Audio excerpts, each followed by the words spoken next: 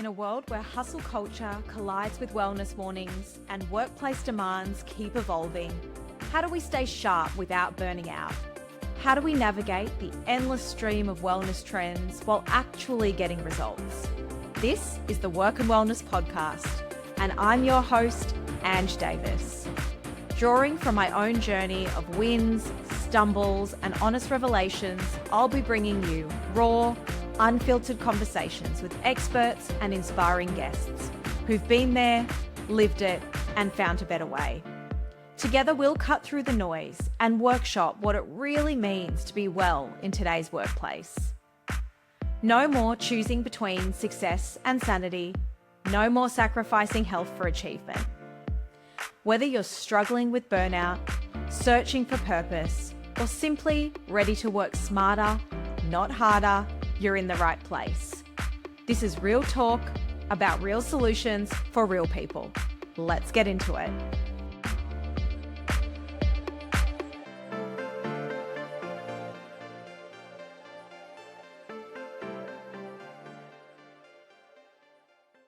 Hello, friends. Welcome to the show.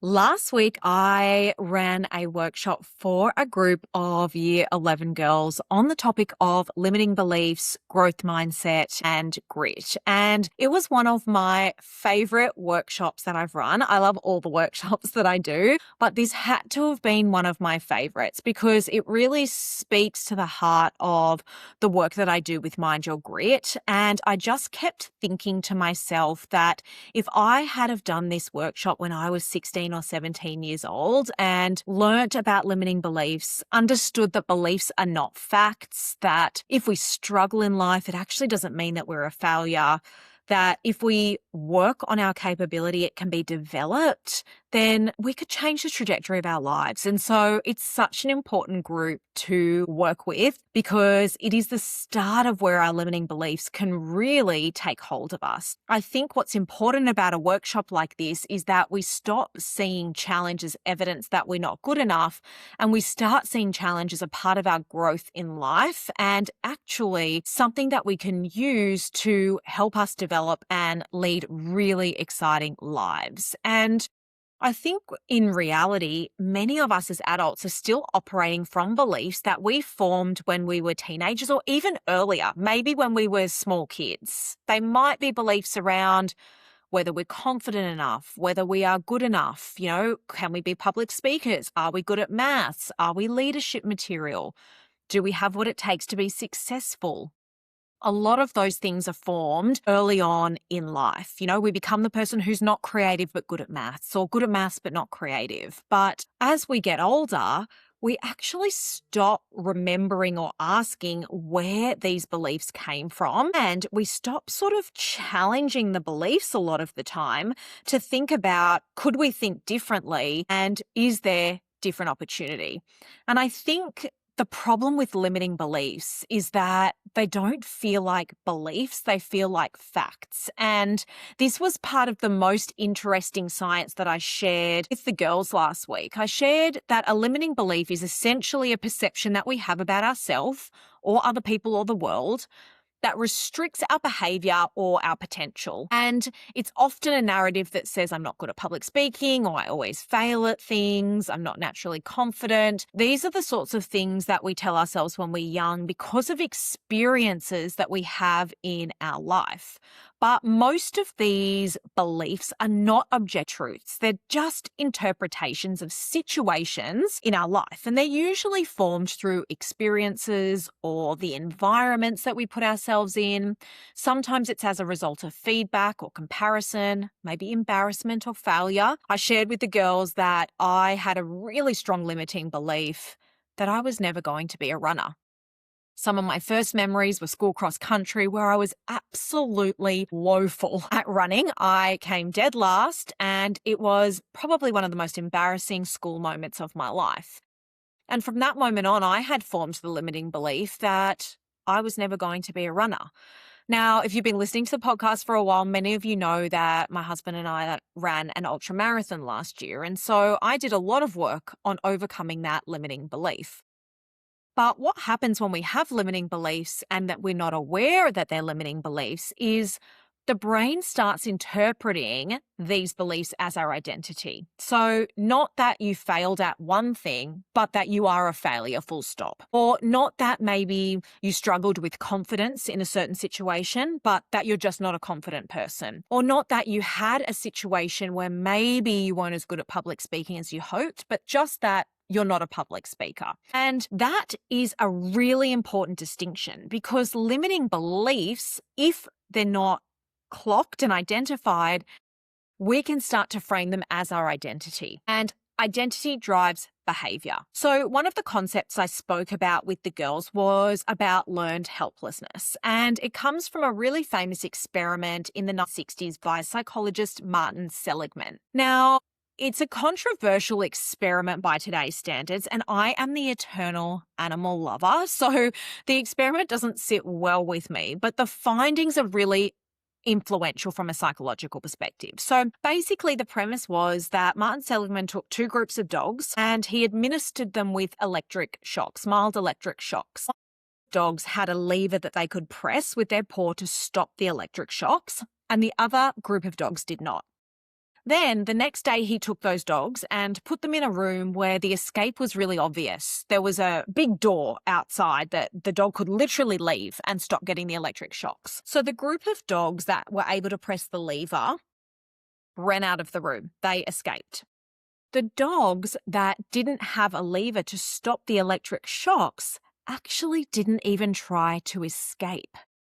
So even though the escape was really clear, they didn't try to escape because they had learnt that no matter what they did, no matter their behavior, the outcome wouldn't change. And so it created a sense of learned helplessness. So learned helplessness isn't actually about laziness. It is a conditioning. And so if someone repeatedly feels like effort doesn't matter, eventually they stop believing that effort changes their outcomes. That's what ultimately creates a learned helplessness and limiting beliefs. So take it into a work or job context. People who stop applying for roles after multiple rejections, or people who don't speak up anymore after being not listened to or dismissed. In fact, one of the girls said to me her limiting belief was that she's too loud or speaks up too much or shares her opinion too much. And I love that she shared that, because my response back to her is never stop speaking up.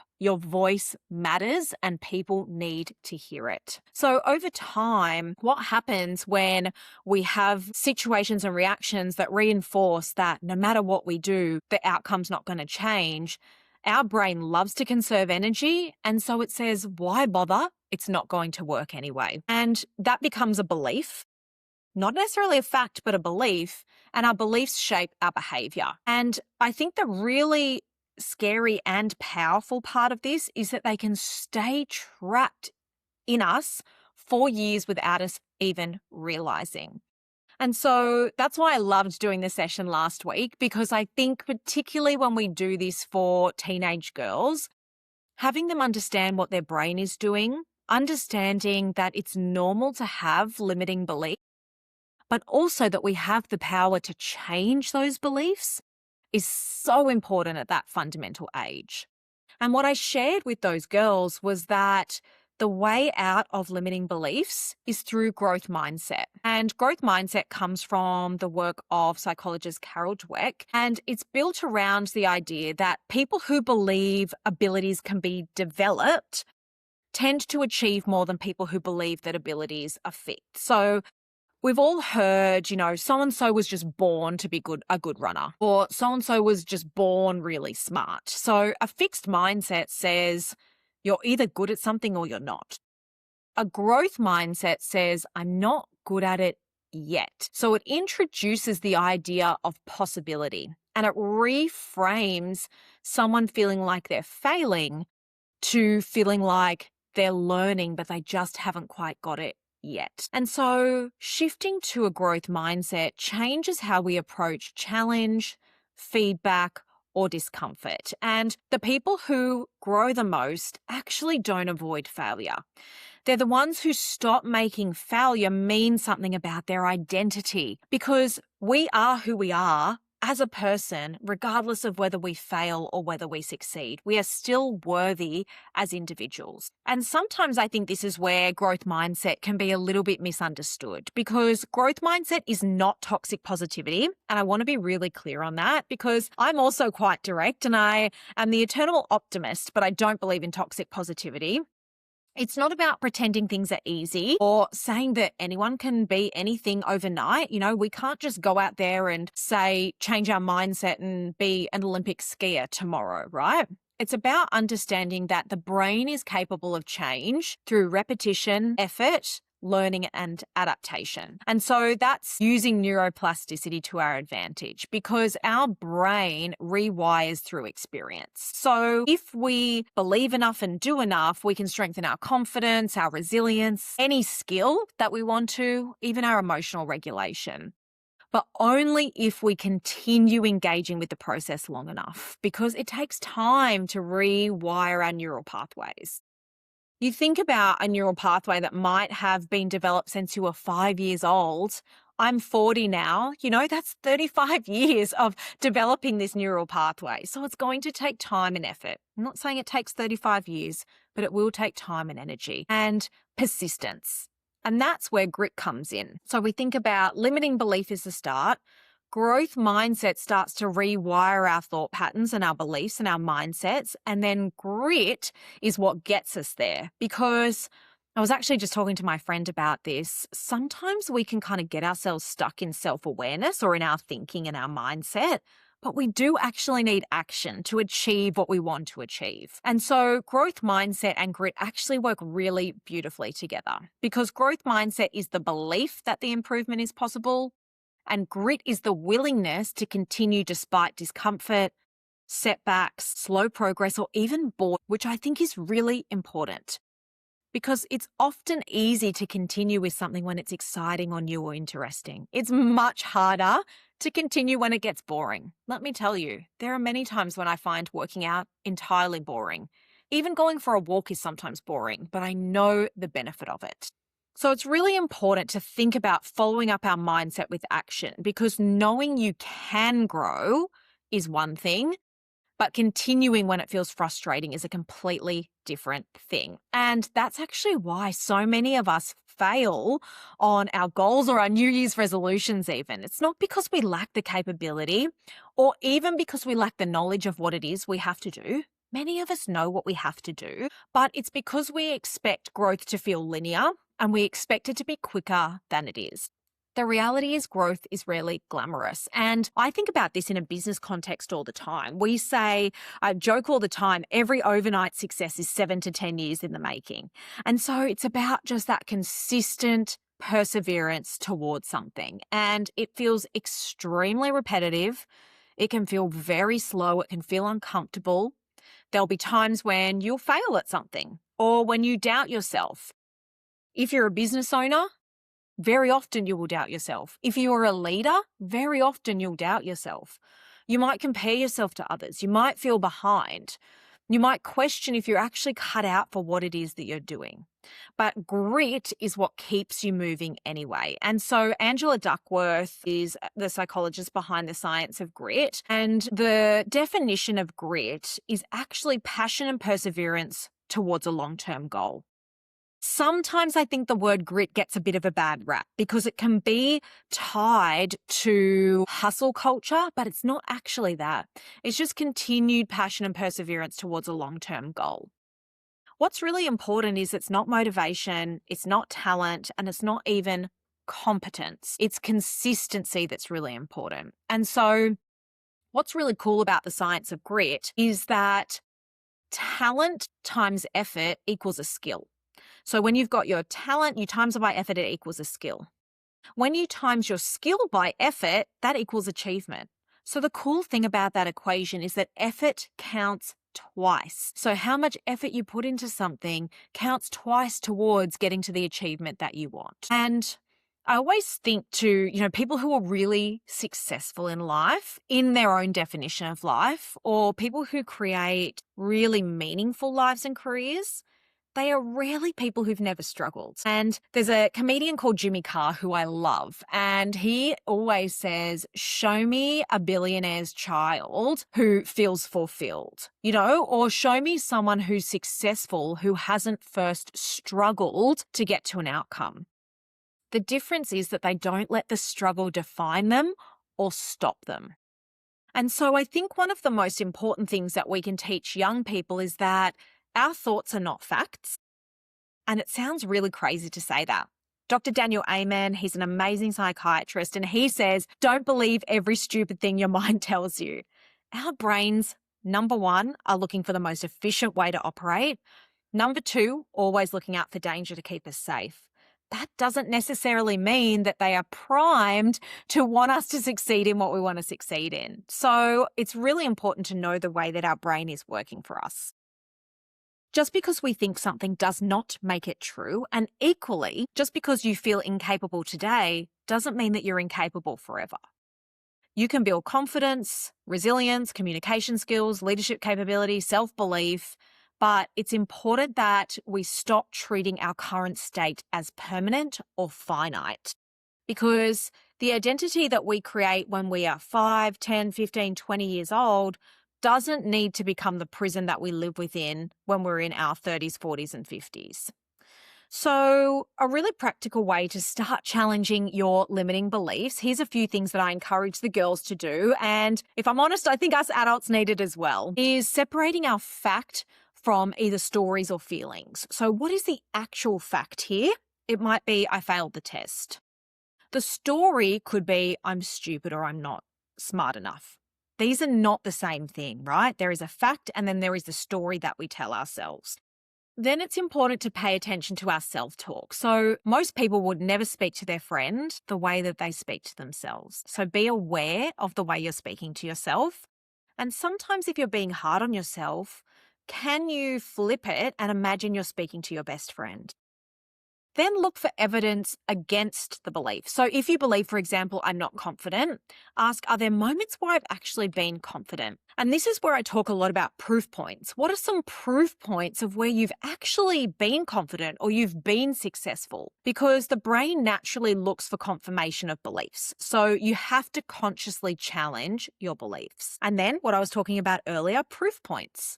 Build proof through action. Confidence is rarely built through thinking. We can't over-intellectualize our way to confidence. It's built through evidence of doing the thing. Small actions repeated consistently help to create a new identity. And so the reason that this work really matters is because limiting beliefs don't just affect our achievement, they affect the quality of our lives.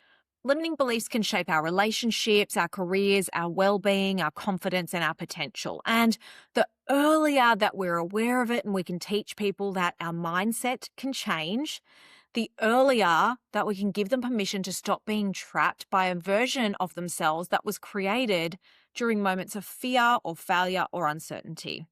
Because growth mindset says that you can improve, and grit keeps you going long enough to prove it. Hopefully you've listened to something there that has helped you think a little bit about what limiting belief are you carrying with you. We all have them, by the way. I still am working on the limiting belief that if I'm not perfect, people won't take me seriously. And so I'm really working on just getting up there and being myself and not being perfect in my workshops. And the great thing about that is I actually just have a lot more fun and people relate more and resonate more. So we all have limiting beliefs. Take some time to write down what your limiting belief is. Maybe think about what a growth mindset reframe would be around that. And then think about some practical action you could take to continue to build small proof points that really challenge your limiting belief. Thanks for listening. See you next week. Thanks for joining me on Work and Wellness. If today's episode resonated with you, remember, someone in your network might need to hear this too. Share it with a colleague or friend who could use these insights. I'd love to keep the conversation going, so find us on Instagram at Mind Your Grit, where we share daily tips and continue these discussions. And if you found value in today's episode, please take time to rate and review the show. It makes such a huge difference and helps other people discover conversations they might really need. Don't forget to hit subscribe so you never miss an episode.